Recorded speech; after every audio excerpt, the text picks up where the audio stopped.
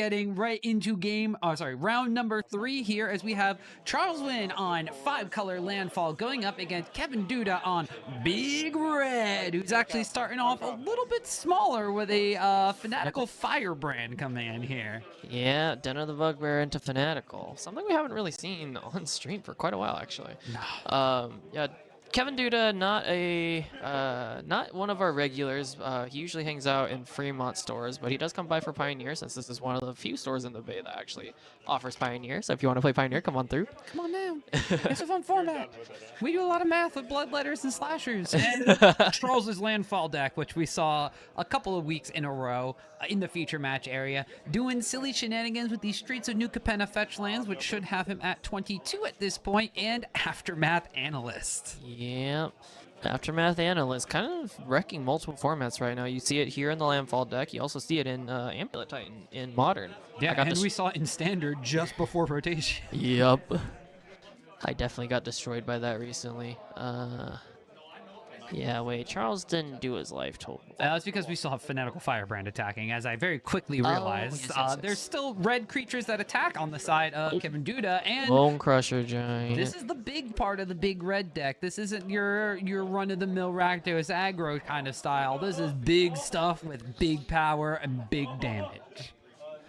Yeah, I missed it. Did Duda do anything with his 2-mana open? Because it seemed like he casted Bonecrusher Giant from hand instead of stomping anything. I believe so. I don't think there was any sort of things. I think he drew the Bonecrusher Giant for turn. That might have been what wound up happening, and just didn't have a 2-mana play. That I makes know that sense. some of these big red decks can be Obosh decks sometimes as well, but Kevin is not presenting Obosh here, so may only have a couple of 2-mana removal spells, or maybe like Charming Scoundrel, which may not have just been in hand. Yeah, that's true. Oh, but now we get to do some fun shenanigans here from Charles's landfall deck. This is going to be block with Aftermath Analyst, and then before damage, activate Aftermath Analyst, mill 3 cards, and get all of our lands back, which will sack these New Capenna Fetch Lands and gain us a bunch of life. Yeah, so he gains 2 more life, but does take 1 for the Firebrand again, so back to 20 for both players here. Yeah, this is a bit of a rough matchup for any red-based deck, unless you're packing things like Rampaging Ferocidon or the recently released Duskmourn Screaming Nemesis that prevent people from gaining life. That would be really good.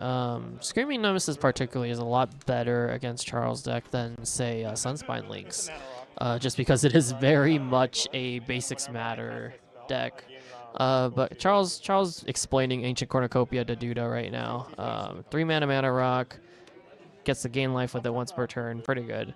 Oh, is this going to be Omnath to follow this one up? I think so. Ah, it's the Jelly Bean. It's the Jelly Bean and the secret lair Jelly Bean glory.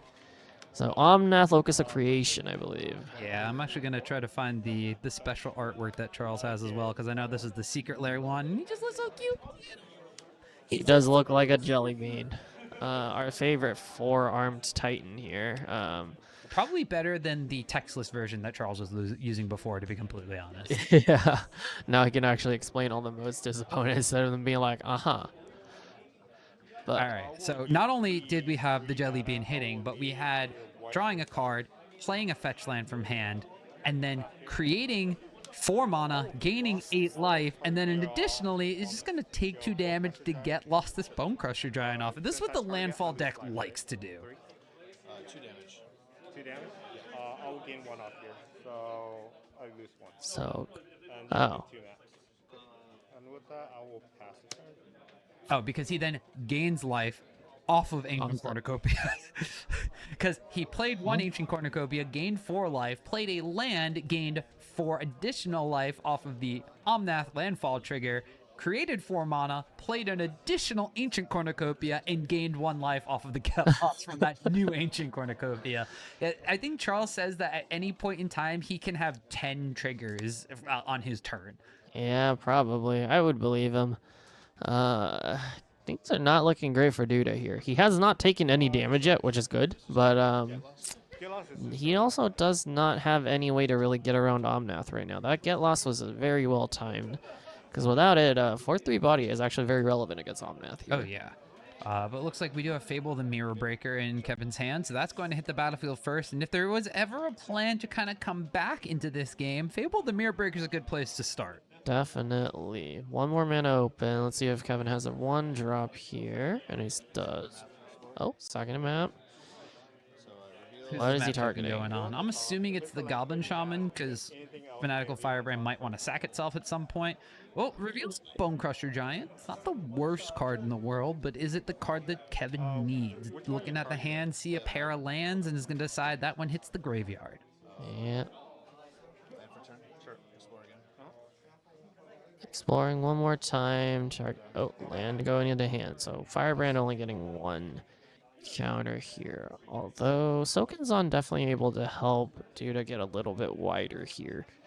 Sokinzon will be good to go wide, but Charles is going pretty big himself here. Untaps for turn, decides to start off with an attack. Is this going to be trade your board for my Omnath? Kevin says, I think you got another one, so I'm not going to do that. Yeah, because I'm actually thinking that Kevin...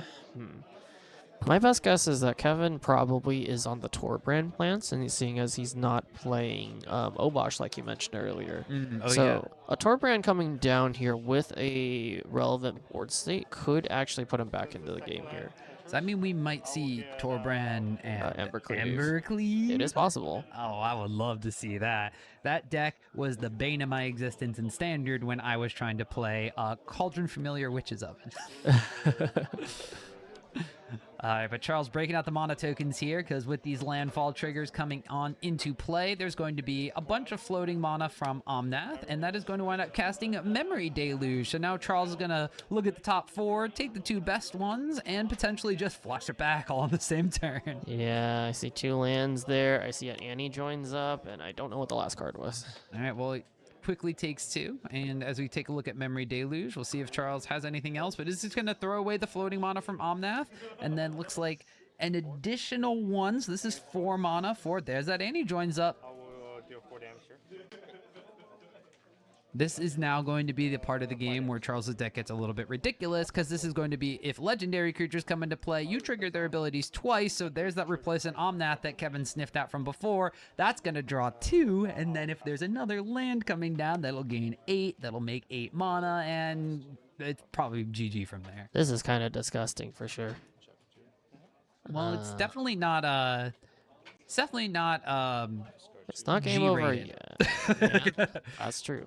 All right, so we pitch a pair of Ramanamp Ruins that aren't doing all too much for us here to that Fable Chapter 2, and what do we wind up drawing here? He has another Saga in hand that I don't...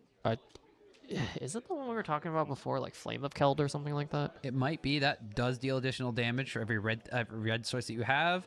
Looks like a second Fable, the Mirror Breaker, is going to hit the table, and I think there was one additional card in Kevin's hand. Is that in the front there? Is that the Screaming Nemesis, or is that... No, Razorkin! It's the 2-drop. Razorkin something head, Needlehead. Oh, okay, so this is the other one, which is whenever your opponent draws a card, it deals 1 damage to them. So this is like the red mini Shieldred effect. Yeah, you can stack them though. And That's also you pretty can nice. copy them. Oh, yeah, that's pretty good. Yeah, so this is definitely one relevant avenue to try and get some more use out of these Fable and the Mirror Breakers. Copying Razorkin, getting additional blockers, but also being able to, you know, have your opponent take 3, 4, 5 damage every turn for drawing cards. All right, well, Charles is going to get the New Capenna Fetch Land, get a tapped planes, but most importantly, gets a bunch of mana from this Omnath. So he's just going to wind up using one of those. Portable Hole. Man, Needlehead being 2 mana kind of hurts right here. Goodbye, Needlehead. I'll use the 3. I think Charles may have missed the fact that Annie joins up would be giving him 8 mana off of that Omnath, if I recall correctly. Yeah, it should. Yeah, because I don't think this is ETBs. This is just if a triggered ability of a legendary creature you control triggers, it triggers an additional time. So Charles is just going to wind up tapping mana the old-fashioned way. Lumra. Not Lumra. Flashback Memory Deluge. Well. Thinks about it. I just going to... Besides, maybe not. I mean, you can do it at instant speed, right? So there's no point in doing it now. Well, Charles instead is just going to attack with the Omnath and let all that mana go away.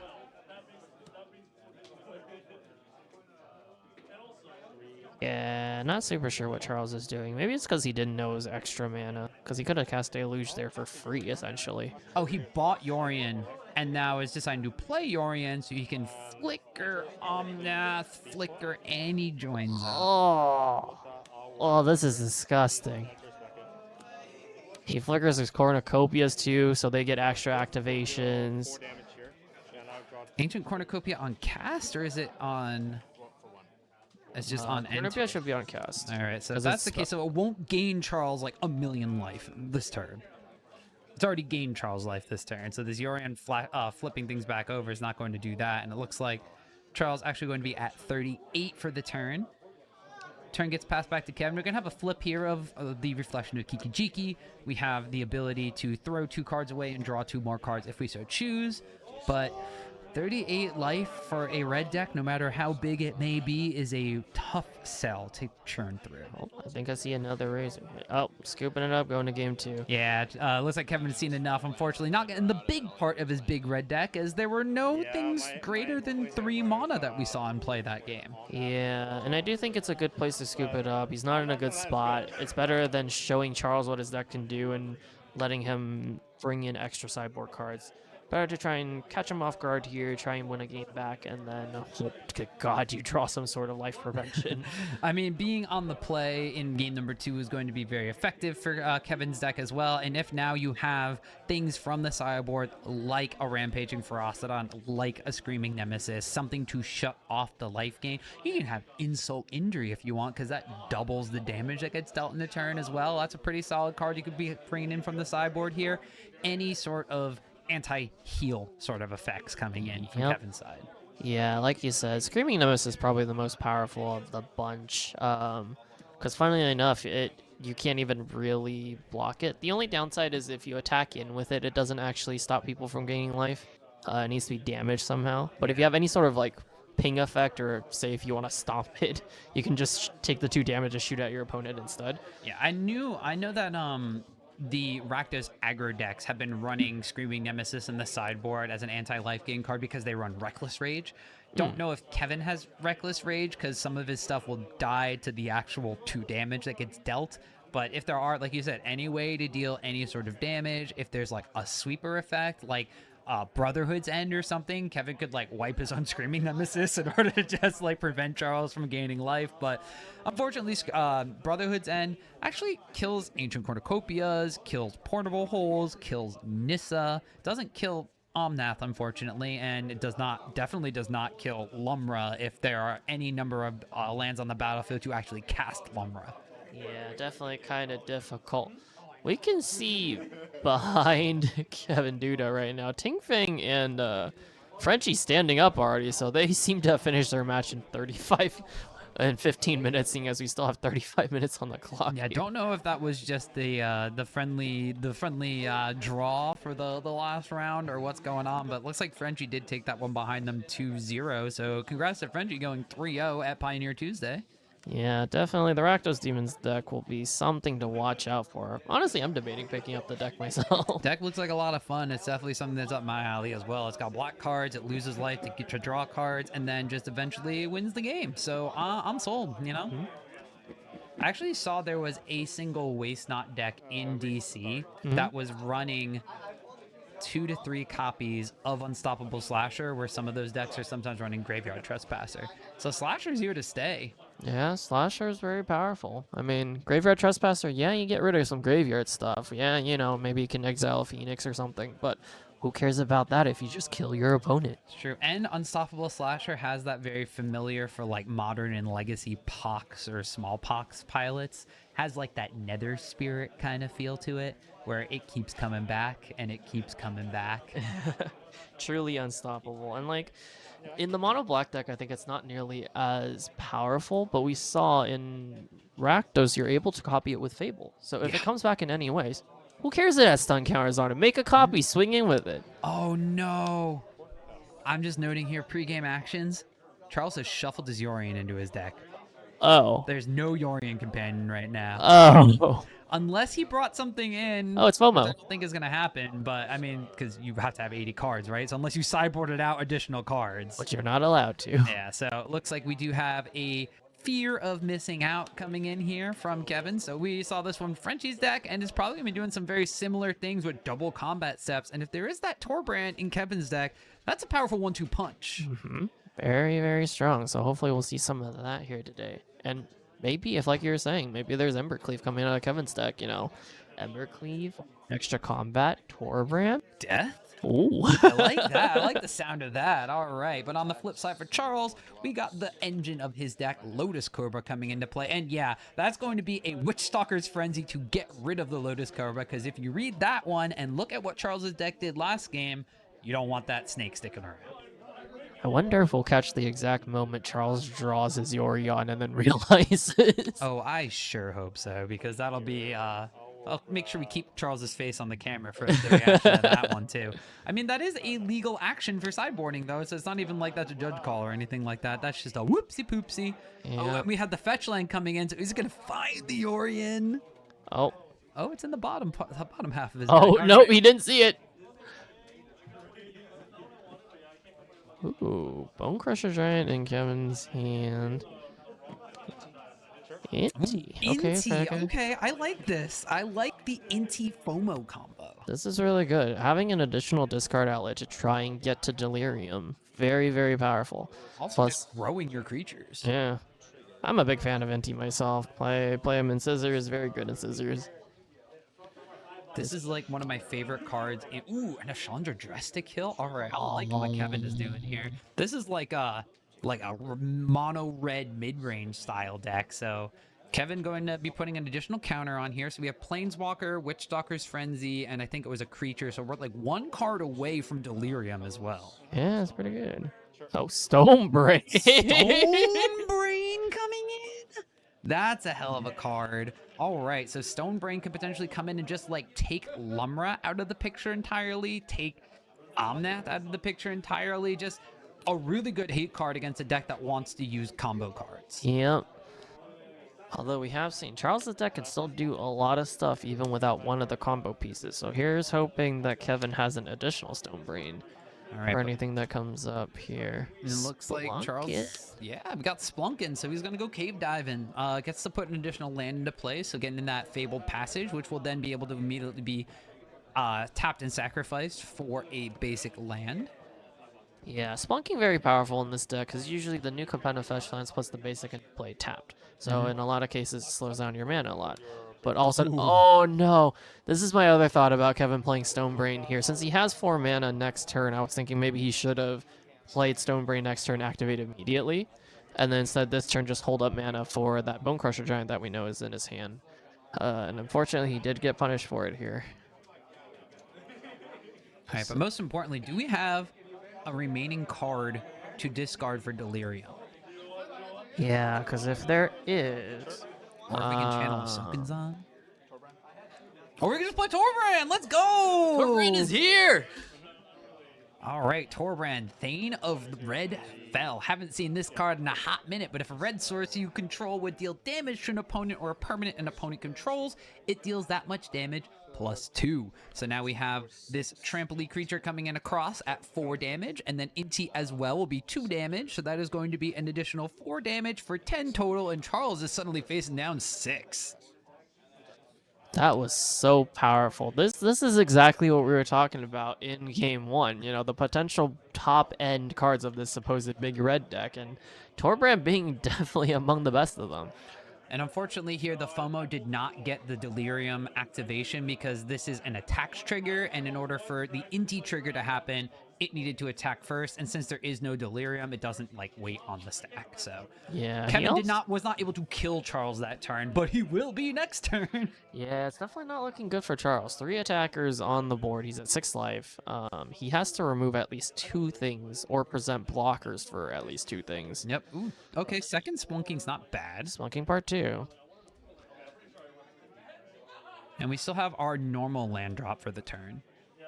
So we can potentially have... Oh, not Going enough. to game 3. So Torbran really showing why it was so powerful. This deck really dominated a couple formats during its time. It was very powerful in Standard. It showed up in Pioneer for quite a while. It also showed up in Modern before back during the scam meta last year. Just having a Torbran in scam? No, Big Red. Oh, okay, the big red deck. Okay, I was like, I do not remember having Torbran in scam, but if I ever wanted a way to make Fury even more hated by my opponents, it would probably be something like that.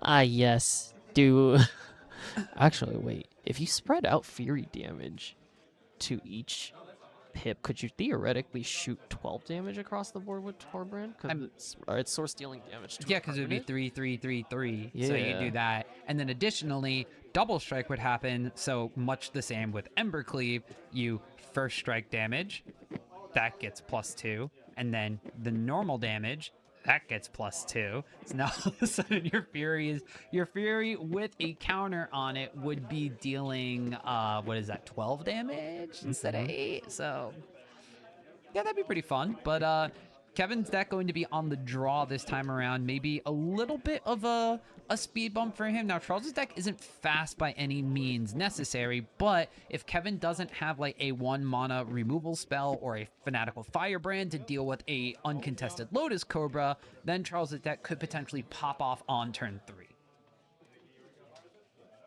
Yeah, I do wonder, because it does come down to who has more interaction, right? In the early turns, whoever gets set up is probably going to run away with the game here. All right, Yeah. I will be right back. So looks like the thing I'm most important to find out here is for both of these players, obviously I want to see how Kevin's deck on the draw winds up operating, but I'm also most importantly wondering, does Charles remember to put the Yorion into the companion zone? And it looks like with all of this shuffling and drawing going on, the answer to that is no. So that means that we're not going to have Yorion as companion, but we may have Yorion in hand. If we taking a look at Charles's deck, right, or Charles's opening 7, it looks like there was a Lotus Cobra, a couple of Fetch Lands, and an Omnath. So if Kevin does not have a 1 mana answer, whether it be a Fanatical Firebrand, a Shock, a Play with Fire, something like that, Lotus Cobra uncontested could potentially run away with the game as early as turn 3, being able to put a second 2 mana thing into play, or with a Fetch Land or something along those lines. We are going to wind up having Kevin, however, just untap, just playing a land for the turn and passing. So maybe representing one of those direct damage abilities for this Lotus Cobra we know Charles is playing. Is there a shock? There better be. If not this turn, then next. Oh, no 1 mana play here. Is that Spike Field Hazard? Oh, I sure hope we can see the Spike Field Hazard on the Lotus Cobra. That engine card from the deck. There we go. Spike Field Hazard. This card we actually haven't seen a lot lately anymore. We used to see it in Phoenix a little bit, but I think it's kind of fallen out of favor for Drawing Disruption, unfortunately. I mean, we don't have Llanowar Elves being as present in the format. I mean, Green Devotion's still a deck. It's not the top tier deck that it used to be. So Spikefield Hazard has fallen by the wayside a little bit, but being a very powerful spell land here from Kevin's deck as Charles just plays a land, passes the turn, and now Kevin, is this Razorkin? Oh no, FOMO comes out. All right.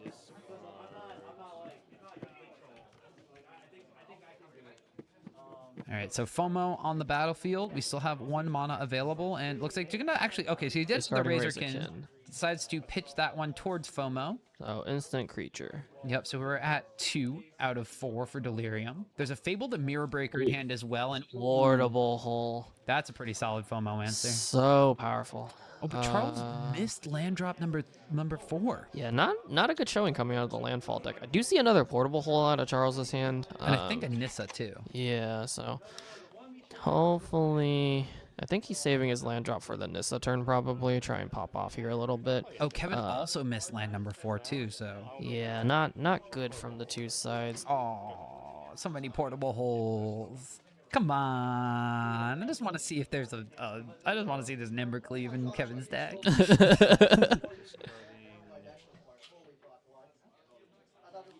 So definitely need to discard some stuff, trying to get up to his 4th land. Ooh, double Bonecrushers. All right, finds the 4th land. Oh, finds field 5th it right. land.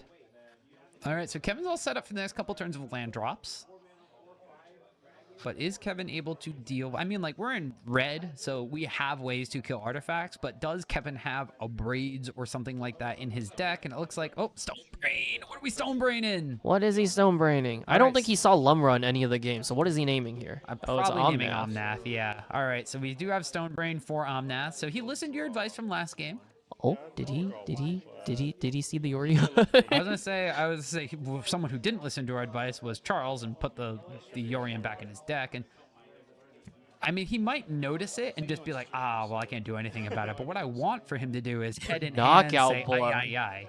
Knockout blow in Charles's deck as well. Oh, is that just it costs less if it's a red creature? Yeah, it deals, I think, 4 to target attacking creature. Or destroy it? No, it is 4. And then you gain 2 life. It costs 2 less if it targets a red creature. And the alchemy version was destroy. Yeah. Because, you know, this card needed to be stronger. Yeah, as if white removal wasn't good enough.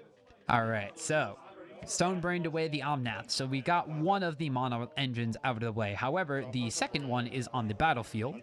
And this is going to be a turn being passed back to Charles as well. So we are going to wind up having untap plays the mana confluence, so that generates a mana. This might be the Nissa. Lumra here. Looks like it. We're going to take 1 for it. And then we're going to get 2 more lands onto the battlefield. Possibly more, depending on this mill. Mill 4, return all lands. Let's see it. Oh! That's 3 lands and a memory deluge. Winner, winner, chicken dinner. That's going to be 5 lands in the battlefield. That's going to be 7 mana. We could just flash back this memory deluge's turn. Yeah, this is insanely powerful. Charles very nicely showing off mana for us. Oh, Kevin just shows the hand and says, I can't come back from this. That's it. That was going to be a Rending Volley, a Torbran, and an Inti, I think, in hand. So Kevin had some things to do, but Lumra was just too big of a wall to get through, it looks like. And that's going to be Charles taking game number 3 in our third and final round. Where's exile removal in red, huh? No exile removal to be found here. Also, just to point out, every player who sat in the player 1 seat, which is the one we have against the wall, won their matches today. Yeah,